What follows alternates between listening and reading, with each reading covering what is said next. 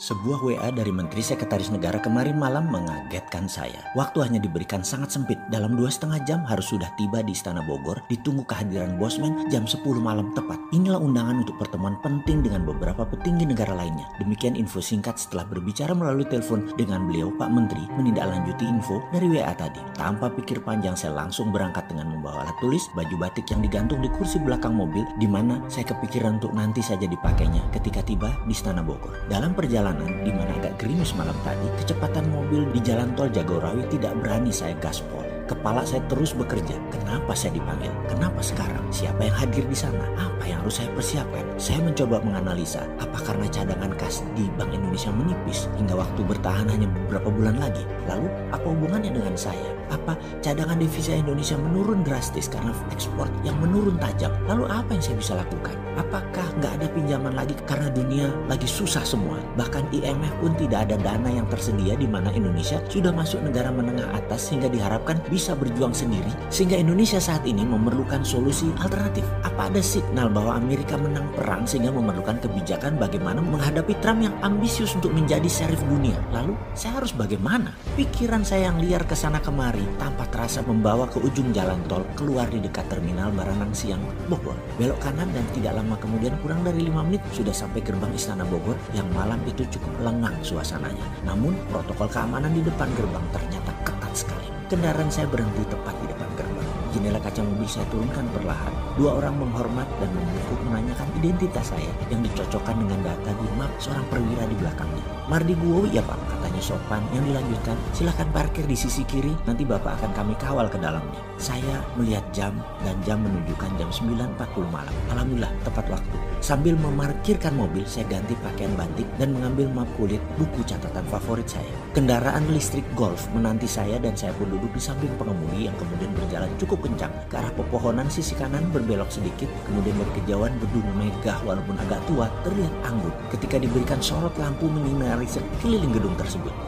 Ini dalamnya Istana Bogor itu ya, demikian gumam saya dalam hati. Kendaraan listrik berhenti di posisi agak ujung, lalu 2 orang pria menggunakan batik menghormat singkat kepada saya sambil mengulurkan tangannya menunjukkan saya harus menaiki anak tangga di depannya, dan satu lagi temannya mendahului langkah saya mengarahkan kemana jalan yang harus saya tuju. Jajaran kursi antik dan meja di ruang pendopo terlihat sepi. Kemudian diarahkan saya ke belakang, ruangan yang ada 2 penjaga di pintunya dengan pintu tinggi warna putih, pintu 2 daun. Agaknya ruang meeting utama ini menurut perkiraan saya waktu itu. Ternyata saya tidak dibawa ke sana, tapi terus ke kanan, lorong agak panjang menuju satu ruangan tamu agak kecil jika dibandingkan ruang pendopo di depan tadi. Saya diperintahkan duduk, namun belum saya duduk ada suara memanggil nama saya. Pak Mardiwowi. Saya pun membalik badan dan ada 2 orang yang posisinya terhormat di negeri ini menghampiri saya, Pak Pratikno dan Pak Pramono Anung. Saya pun membalik badan, kedua telapak tangan saya rapatkan menghormat kedua tuan rumah tersebut dalam protokol COVID, di mana sejak tadi saya menggunakan face shield dan masker yang kemudian di belakang keduanya tanpa seorang dokter langsung mengecek suhu saya dan beberapa pertanyaan standar protokol COVID yang kemudian saya pun mencopot semuanya ketika dikatakan clear.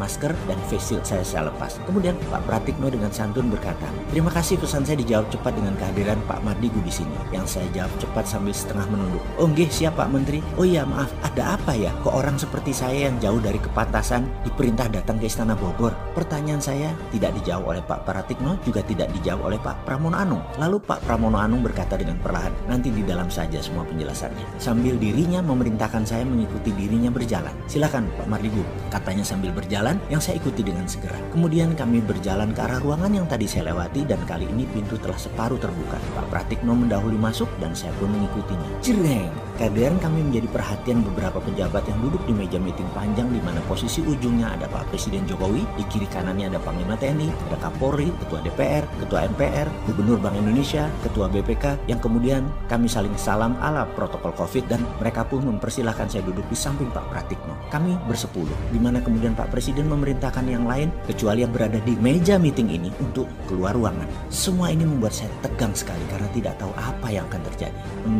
Begini, saya langsung saja. Demikian Pak Presiden mengawali percakapan malam ini dengan nada seperti dirinya lakukan yang banyak kita kenal. Mengeja perlahan perubahan kata per kata. Mas Mardigu, terima kasih atas kehadirannya. Kami mengundang semua yang hadir di ruangan ini dengan pemberitahuan sangat terbatas dan semuanya sama. Hanya kami putuskan tadi sangat cepat, yaitu jam 7.30-an malam untuk kehadiran jam 10 malam ini di ruangan ini. Semua tidak ada yang tahu agenda apa yang akan kita bicarakan kecuali saya dan Pak Pratikno. Suasana hening dan terlihat ekspresi wajah lainnya sama seperti saya, bertanya-tanya. Mas Mardigu, demikian nama saya disebut beliau dan saya menambah tegang, deg-degan di hati saya. Kalau saya beli waktu 15 menit, demikian Pak Presiden melanjutkan perkataannya, bisakah presentasi singkat, padat, cepat menceritakan bagaimana strategi MMT kita terapkan untuk Indonesia menjadi negara nomor 1 di dunia dalam waktu yang cepat dan harus diraih sebelum tahun 2030. Di mana demikian Pak Presiden berkata dengan jeda panjang sebelum dilanjutkan. Di masa pandemik ini dan di tahun depan, Indonesia sudah bisa meningkat ekonominya dan kedaulatannya 2 kali lipat dari saat ini. Saya tarik nafas panjang dan dalam yang disaksikan 9 orang yang terhormat di negeri ini. Wajah mereka menunjukkan pandangan aneh menurut saya. Karena mungkin di kepala mereka 15 menit waktu yang singkat untuk presentasi. Apa bisa? Saya tanpa basa-basi setelah membuka dengan salam, saya menyatakan, insya Allah bisa Pak Presiden. Kemudian beliau pun tanpa membuang waktu mengatakan, silakan jelaskan kepada kami. Saya pun langsung memulai dengan bercerita. Kalau Tiongkok punya 2 standar mata uang renminbi dan yuan 30 tahunan yang lalu, sekarang sudah 1 nilainya. Lalu ketika perang dagang memuncak, renminbi menerbitkan e-renminbi. Ini adalah strategi baru menerbitkan mata uang di era digital. Mereka lakukan persis seperti 30 tahunan yang lalu, hanya kali ini digital currency.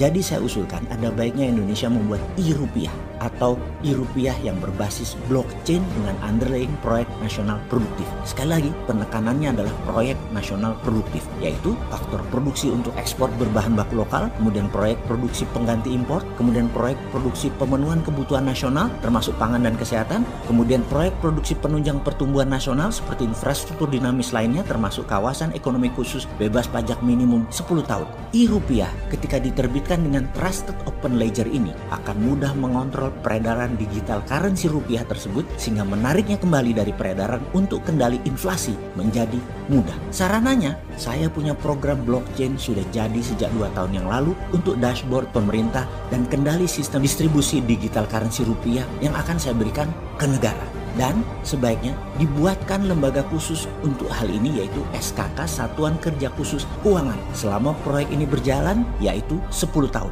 Demikian presentasi saya selesai Pak Presiden dan hadirin para pejabat negara yang terhormat. Semoga bisa menjadi landasan acuan tindakan pemerintah ke depan. Tampak yang hadir semuanya diam menunggu reaksi Pak Presiden. Pak Presiden pun diam berpikir dalam. Dalam hati saya berkata, kalau presentasi ini diterima, inilah moment of greatness. Sebuah meeting rahasia yang akan merubah jalan kehidupan berbangsa dan bernegara Indonesia ke depannya. Sengitnya dunia akan menekan Indonesia. Langkah Indonesia harus cepat dan tidak terbaca. Tahu-tahu Indonesia sudah menjadi negara besar dalam 2 tahun. Di awalnya saja. Tak lama azan terdengar keras yang saya lamat-lamat berkata dalam hati, loh kok sudah azan? Dan saya pun tersadar diri, ini azan subuh yang mengingatkan saya akan kewajiban serta menyadarkan posisi saya untuk bangun dari dunia mimpi tadi dalam rapat rahasia yang akan merubah negara Indonesia.